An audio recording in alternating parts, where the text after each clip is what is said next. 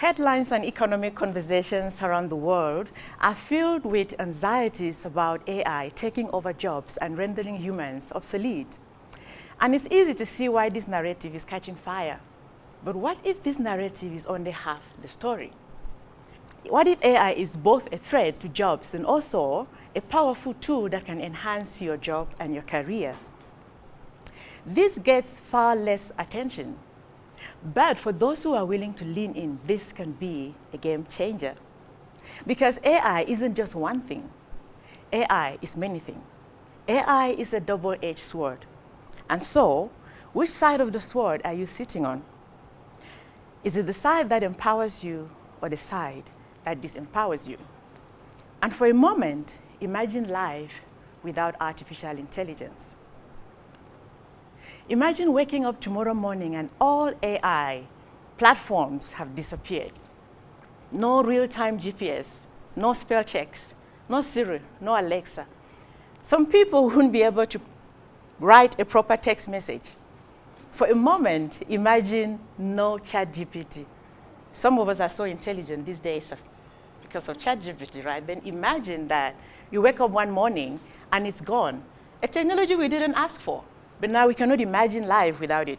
Imagine no Copilot, no Anthropic, no Claude, no chatbots, none of the AI platforms that you know. Imagine that you wake up one morning and they are all gone. No personalized recommendations. The algorithms are suddenly set to chronological order. What a pain. Every task suddenly takes twice as long to complete. Many people will be drowning in spreadsheets, manually crunching numbers. In fact, most humans won't function without AI. But in spite of this, there are those that want to maintain the status quo. They believe they have been using the spoon, and the spoon has worked for them up to this point. Why try a shovel? Even though a shovel can scoop more sand, but they prefer to stick with the spoon. They don't want to do anything that is uncomfortable. They are very uncomfortable to try new things. They are not comfortable to transition from a spoon to a shovel. They are not willing to challenge existing standards and embrace innovation. They are not willing to let go of outdated mindsets, outdated skills, and outdated processes. And so, what is your perception of AI? What comes to mind when you hear the words artificial intelligence? The answer to this question will greatly impact your relationship with AI. If you think of AI as an enemy, when you see an enemy, what do? You see an enemy coming this way, you run the other way. Nobody wants to come face to face with an enemy. But if your view of AI is that this is a tool that can help enhance your job and save your career, you will be willing to experiment with it. You will be willing to explore. You'll be willing to try new things. And so how your perception of AI greatly impacts your relationship with artificial intelligence. And for those who have a one-sided view, mostly the negative view of artificial intelligence, it brings us to this narrative of the baby and the bathwater. They want to throw the baby out with the bathwater. But AI isn't all bad. AI doesn't mean full-scale job replacement. There is a human in the loop, at least for now. And that human can be you. Because the future isn't AI replacing people. It is AI working side by side with you. So why should you care about AI? Well, AI complements and amplifies human potential and capabilities in ways that have not been possible before. And AI is completely redefining what it means to be relevant and valuable in the workforce today. It's about speed and accuracy. Will you rather drive to work or you walk? Because there are those that argue that AI makes you lazy, but yet they jump in their cars and they drive to work. Why not just take a walk? Will you rather go to your colleague's house to deliver a message, or will you send an email? Will you rather call a friend or a family member, or you walk to them and deliver the message in person? So the argument that AI is making you lazy, yet you are driving a car, does not hold ground. Because just as basic computer skills became a prerequisite, for most jobs in the last few decades or so, AI is fast becoming a fundamental requirement in the workforce today. If your knowledge of computer is Microsoft Word and Excel, you're already obsolete. You need to have the basics of artificial intelligence, and people who understand this are the ones that will stay relevant in the world in which you are living today. So the competition isn't just between you and AI. The competition is between you and your colleague who is understanding these AI systems and learning how to use them so that they can work better, faster, smarter. That is your real competition. And many people in the creative industry are wondering, do we still have a place in the world today? If we look at the example that happened recently, for some people who have been paying attention, there was a song of Drake made with AI. And so many people couldn't tell. The song went viral, and so many people couldn't tell, was this the real Drake singing, or was this AI? And because of that, there is a lot of people worrying about the creative industry if it still has this place. But AI can actually help you push creative boundaries and create innovative work that has not been thought possible before. Writers, artists, designers, and anyone can use AI tools to generate ideas, drafts, and create work that has not been seen before. In fact, AI has the power to secure your place in the workforce today so that you can become more valuable, more innovative, and more creative. So yes, creatives still have a place in the world today, especially those creatives that are partnering with artificial intelligence. Because there is no hiding place. Technology is unavoidable. Many of the trends we are seeing today is that every CEO is now a tech CEO, whether they are aware of it or not. Everybody is now a tech person. Every company is now a tech company.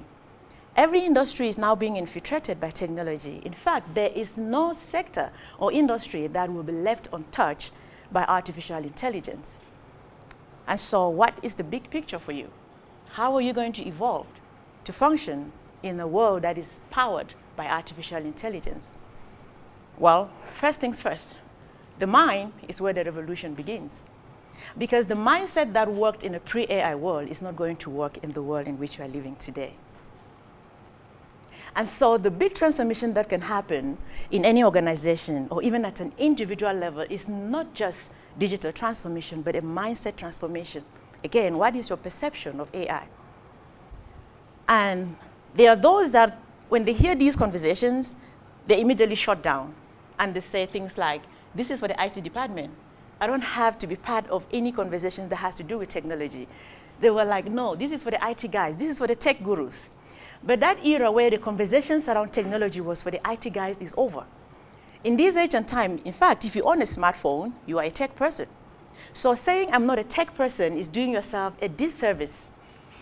Saying I'm not a tech person is like saying I'm not a learning person, because we are all learning. No one is born a tech person. In fact, is there anyone in this room that was born and the doctors looked at and said, hey, you're a tech person? Was anyone given that label at birth? No. We are all learning. I'm standing here and speaking to you, but I have no background in technology whatsoever. Everything I know about technology today, I had to learn on my own because I realized the world is fast changing. And if I don't evolve and align myself with where the world is going, I will be left behind. So anybody can learn, because the AI revolution demands not just your attention, but your active participation. And there are those that are sitting on the sidelines. But you need to remember one thing. AI is not waiting for slow learners. AI is not going to be waiting for you to get comfortable. AI is not waiting for late adopters. The time to get on board is now.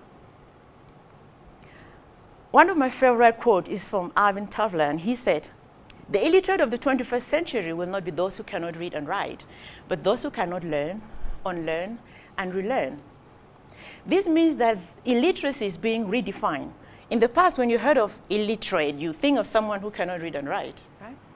But now, if you don't have an ability to learn and unlearn, you are considered the illiterate of the 21st century.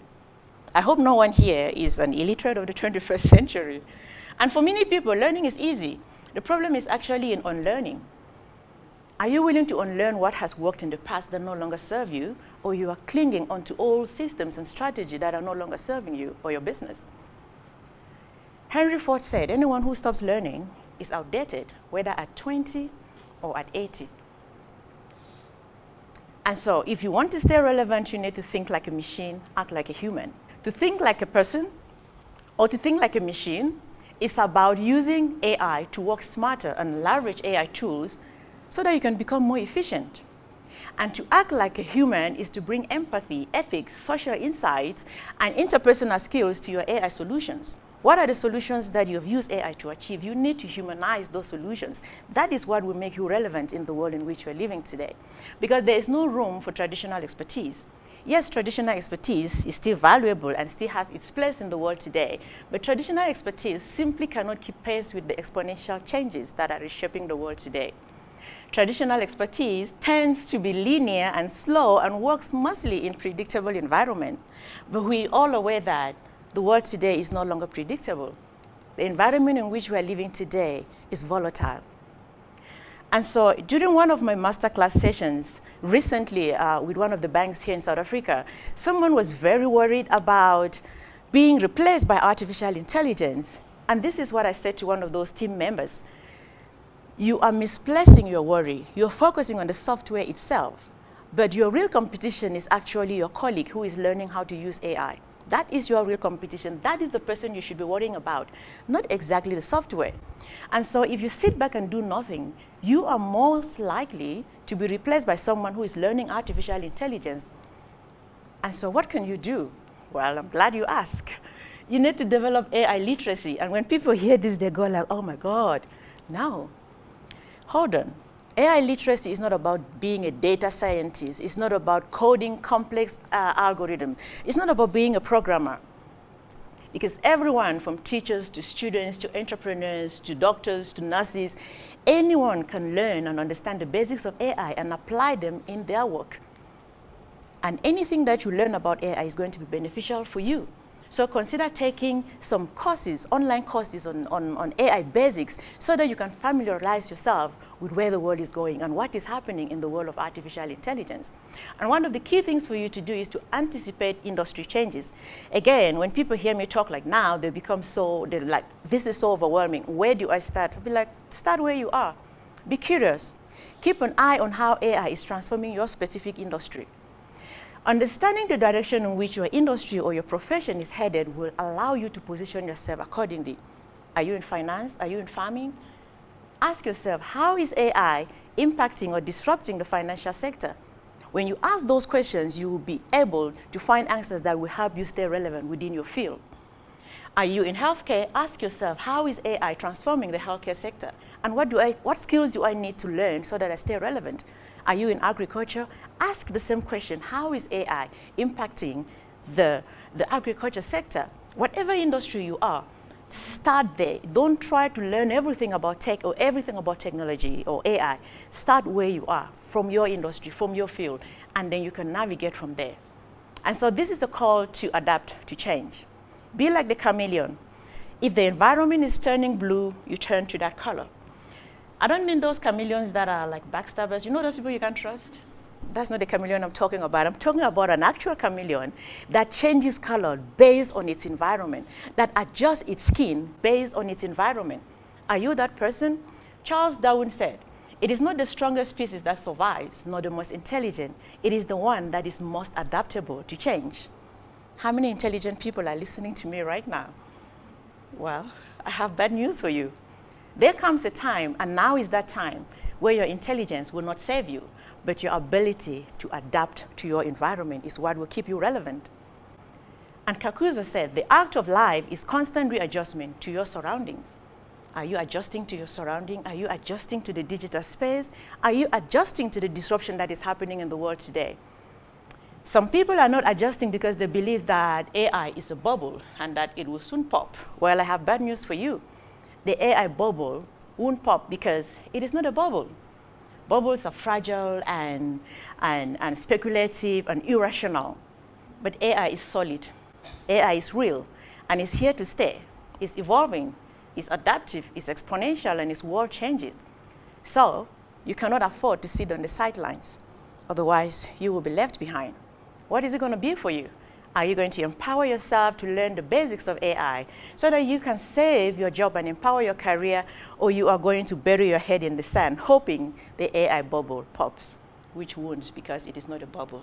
Thank you.